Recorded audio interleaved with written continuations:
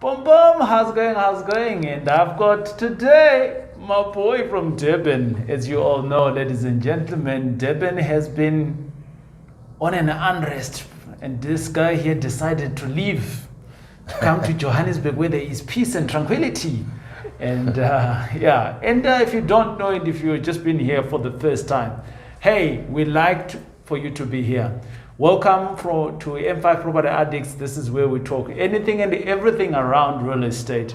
And today I am privileged to have our property manager who looks after all of our properties within the group of M5 Property Addicts. And this is no any other than Viljoen. How's it going, man? How's it going, TJ? Yeah, and everyone else, thanks very much. It's awesome to be here with you for a change instead of so remote in Durban. Did you survive? I survived, yeah. No major chaos or threat to my life, so I'm happy. That's good. Ladies and gentlemen, today we want to talk about screening your tenants, right? And the only best person within our group. Viljoen is my business partner, and everyone within our business, in M5 Property Addicts, everyone has a role. So we're not just partners sitting there at the beach and, being that property investor. The professional property investor who does not do any work, that does not exist. Someone has to do the work. And in this case, Viljoen, you have taken on this role being a property manager within the group. Is it a good job? Yeah, now that you put the option of me sitting on a beach somewhere, now I'm a bit like, have I chosen the right decision here? Yeah. So, yeah, not an easy job, but I think it's an essential part. And even from my own personal growth, understanding our properties, understanding how things are fitting together, it's really been great because I think the benefit of that is we're implementing the right structures, right procedures for our business, and especially in the bigger business of M5 Property Addicts.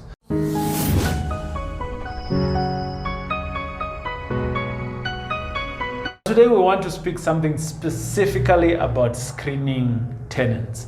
I think a lot of people, they think that, you might not need to screen tenants. I have seen people that have written a placard outside looking for a available one room or whatever the case has been. And they get to see someone in who comes in and they say, are you looking for a room? Says yes. And boom, they move in the next day after they had paid their 1,000, their 500. Is it important to do tenant screening? Is this, for me as a property investor, for me, someone who's running this business as a business, I can't imagine just jumping in bed with anyone without even screening them. So the screening of a tenant is very, very important. We have seen this, especially with COVID. And over and above that, let's just talk about it, Viljoen, in step by step. And I almost want us to talk to this for a guy who has just bought his 1-bed, a 2-bed apartment today, on what is the steps that they need to follow when screening a tenant. How do they even know that this is a good tenant? And okay, so we'll go through that quite nicely, but I think maybe a point to put forward is this idea that people forget that property isn't it's not a quick running business, it's this long-term journey. So right. A lot of people get desperate eventually and they just put anyone into a property just to fill that room, fill that bed, get that income coming in. Yeah. And I think it's important to step back when you're in that position and say, listen, my long-term journey for this property is success. I can take short-term risks to fill a place or fill a unit, but then what is the consequence of it going wrong? Yes, I am maybe having 2 or 3 extra months of vacancy, but that is sometimes way better than having 6 months of an eviction process. And I think it's important to have that in context. Like, your risk is what you're now trying to balance out by screening tenants correctly. It almost sounds like, Viljoen, what you're saying here is the less you screen your tenant, the likely high you are to evict a tenant. Correct, yes. Right? So walk us through that. I think now we understand nobody wants to go through evictions. I definitely don't want to go through any form of evictions.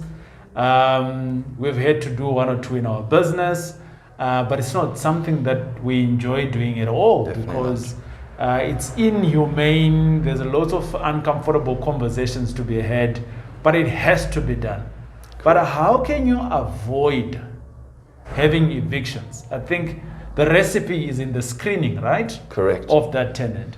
So how do we do that, Bevan? Is it something complicated? Easy to do? We just don't know how to do it, or we are ignorant? I think ignorant is definitely the answer. And that, I think, is the most important point for me. Today, in this time, there are so many tools and resources for us to make sure we're screening correctly. Maybe 10 years ago, we didn't have these tools, and there was like a higher risk, and therefore we didn't really know what tools were available to us. But now it really is so much easier to screen someone. It's easier to review someone's credit score. It's easier to understand and go through their personality, what they're going to be like. You talk of tools. So what are the tools? So when I come through to your place, or when I come through to your advert that you're going to be putting up, and I stumble upon this advert, what is it that you're going to request from me that allows you and your tools to vet me? Great. And I think you must also look at it as it's not something special that you're trying to force onto a tenant. We have to remember that this is an industry standard. Okay. And if a tenant is refusing to give you certain information, Yeah. you must already be on the guard, because you should be rather avoid someone like that and go to someone who is going to fit within the normal box of how a tenant should behave. So going down to the specific tools, obviously you're going through this process of finding your tenant. And I think that's maybe the most daunting thing about finding a tenant. So you want to market for these tenants over multiple platforms. You want to get as many tenants in as possible. So one of the methods of doing that is, if you do your market research and a value for a 2-bedroom apartment is $7,000 in your area, why not advertise it for $6,000 and get more people to come and apply?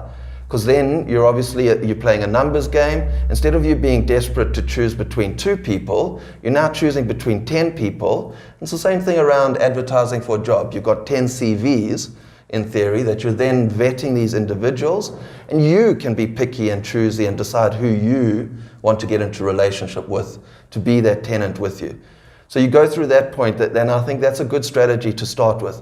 Rather get more people to apply for your unit, because you either have a fantastic, beautiful looking unit and you therefore have more people applying, or be a little bit more competitive on price, because you're going to get a better result in how many people apply, and you can choose a better tenant.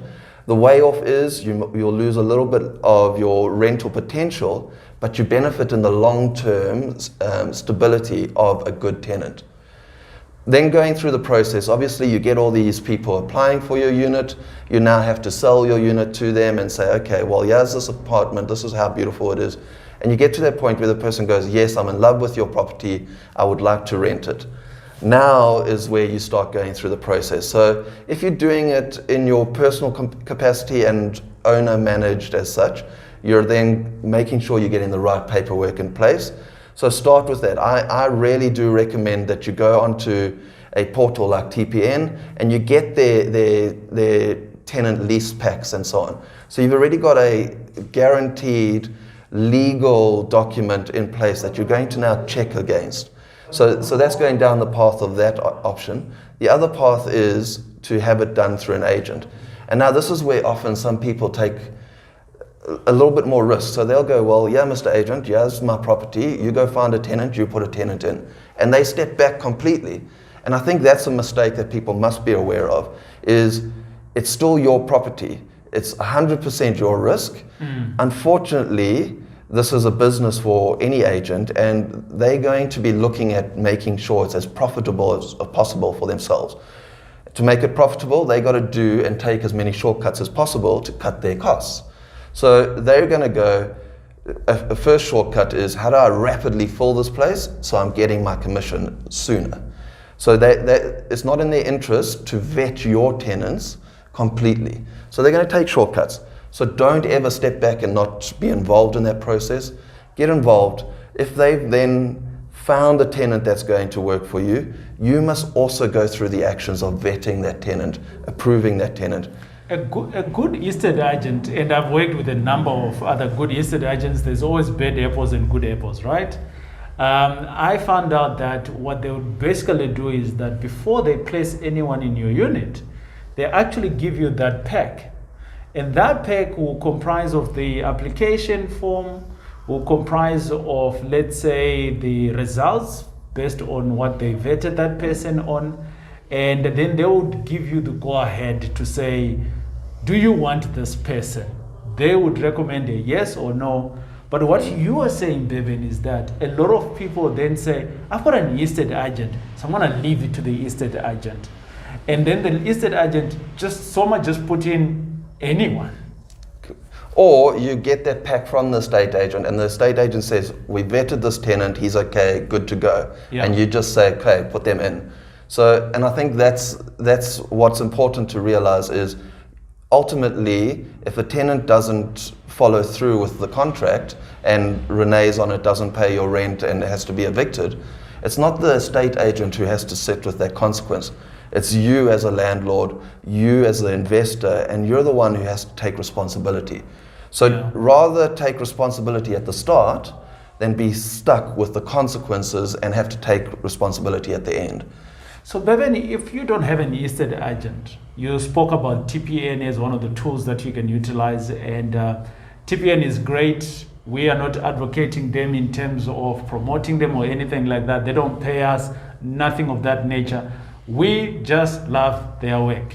They are out there to make sure that your experience as someone else who owns property is amazing. They've got, number one, a contract packs that you can literally buy 30 Rand, something 30 like Rand, that. and depending on how much of the bundle you're wanting to take over. Right. But check out on their website. They are a great resource. I would advocate for them any good time. I know some of the lawyers that they're using personally, and I think they bring in good value to the table. So that's a useful place where people can get contracts and things like that. Correct. But then you spoke about something else to say, I need to vet this person on their credit record. Where would you go for that? So, and again, so leaning on the fact that today is probably the best time to be a property investor, to be a landlord, because these tools are available. In the past, you didn't have this ability to so freely. So what would happen, and when we talk about a credit check, is if you have a flat in an apartment building, your next door neighbor will evict their tenant will walk out of that property and walk into your property and start the same bad practice. So the idea of doing a credit check is you're able to then go into the history of that tenant and look at it and say, okay, well actually, this tenant is being evicted at the moment, he's been blacklisted and so on. So I shouldn't allow him to walk into my property because I'm already signing for him to take advantage and abuse me. So the idea of a credit check then is it's a legal structure that TPN is one of the credit bureaus. So they do a full credit check on the person. There's obviously quite a few credit bureaus out there. I think TransUnion is one of the major ones. Yeah. The beauty about TPN is it integrates these other credit checks into that process. So they're not just checking your credit from a finance perspective, but they're also checking around your behavior as a tenant, and if there's been anything else that other landlords have also put in against that individual, which could be totally outside your normal credit report. Exactly. So that's the benefit of TPN. So a normal credit check would check, okay, you've got a cell phone contract. Yeah. A good person is paying that cell phone contract Credit every card single and all of month. those things Your that credit pay card for. is paid. Your vehicle finance is paid consistently. Your overdraft at the bank, etc. So in other words, you could be a good payer. A tenant could be a good payer, but actually a very bad behavior. Bad behavior as a tenant, yes, definitely. The beauty about TPN as a resource then is they then take it to the next level. So they give you all that information about their normal personal finances. Yeah. Obviously, that's a good indication. If someone manages their personal finances already, you know that they're going to manage their life a little bit better. Right. So, but then they take it to a better level where on the TPN portal, your tenant or your landlord or historical landlord is reporting, okay, this tenant paid on time for the last 6 months. Right. So already you know, okay, I can look, or they'll give you 12 months history and so on. And you can look and you can go, okay, well, maybe the first 6 months the tenant paid well, then suddenly something was going wrong and they'll say the tenant paid late. Yeah. Then they'll be like, okay, they paid on time, tenant paid late again, tenant paid late, tenant didn't pay. And so it tells you that story of how their personal circumstances have now changed. So, and like an example of that is someone who's potentially done well, they've gone into a personal situation where now they're either an alcoholic suddenly or something like that, or drug user, and their life has sort of fallen off the cliff. You obviously don't want to welcome someone into your property, into your building, your asset, who is on that kind of journey. You want someone who's on a consistent journey, because a consistent journey means you're going to get your rent, you're going to get your money back every month. Yeah. I want to almost speak to the unconventional ways of vetting, screening the tenants. And the examples that I'm going to use, Bevan, here, and you can jump in as well and give me some other examples maybe. And I want to speak to the point that in today's world, information or access to people's information has become really quite cool and easily accessible, right? Something else that I would recommend is that, especially if you've got the time for this type of screening, you can go a little bit deeper than that. And Bevan, you can talk to around, I know some people, they ask for bank statements, so Yes. you can speak about that one. But what I want to speak about is social media.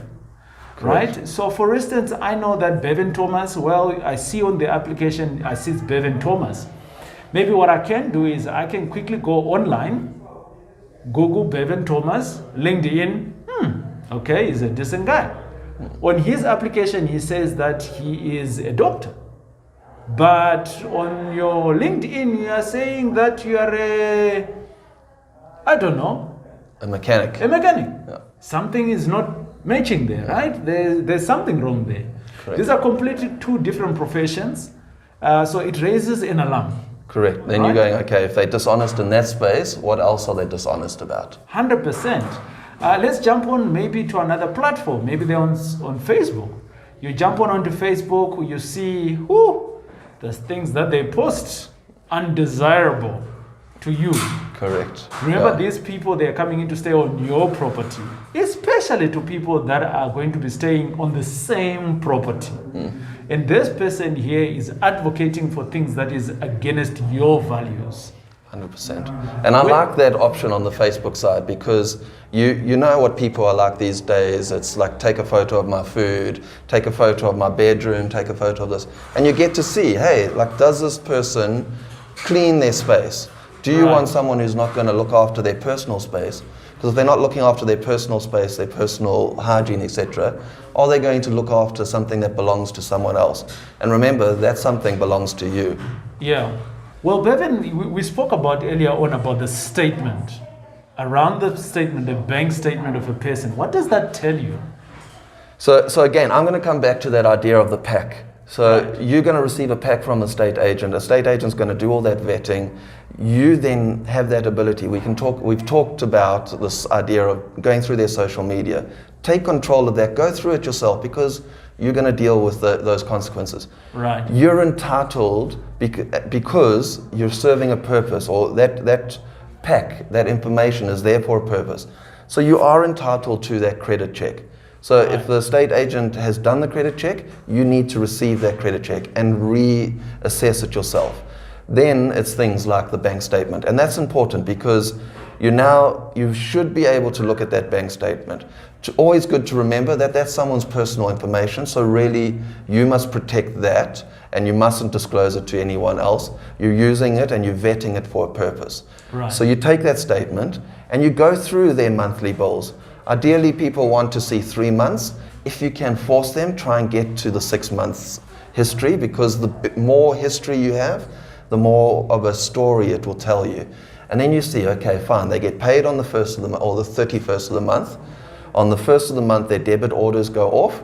You start going, okay, well, what are the debit orders for? Yes, it's for a cell phone, it's for vehicle finance, You can compare that to their credit score. Okay, there's a debit order coming off for a cell phone, but I don't see a credit application or credit information linking to it. You start digging a little bit deeper like that. One of the nice things to start looking at then is, okay, by the end of the month, how much money is left in their bank account? Are they down to a negative value on an overdraft, or have they sort of gone to, by the 15th of the month, their bank account is empty? And you start going, okay, well, if their bank account is empty and they're now desperate midway through the month, the likelihood is when you start getting desperate at the end of the month, you're going to be tempted not to pay the landlord. And that might not happen in the first month, it might not happen in the second month, but down the line, it becomes more tempting and it becomes a possibility. So you want to bear in mind that risk. Then you start going deeper and you start looking at, okay, well, what do they spend their money on? So an example of that would be, hey, does this person go to, have an ATM withdrawal at Monte Casino every weekend? Now you're going, okay, well, there's a potential gambling habit here or so on. Is this person swiping his card every single day at Tops or a bottle store or something like that? There's another risk that you're now bringing into that habit space that you've got to be wary of. I really like that. And ladies and gentlemen, we're going to stop it at here at this moment. We're hoping that this information has given you enormous value. And if you haven't subscribed, on the link below, if there's a red button, you need to subscribe. Baby, our next topic that we're going to discuss is the whole point of screening a tenant. At what junction do you screen the tenant? I advocate certain things and you advocate differently. And on our next video, we're going to talk about it. Bam bam.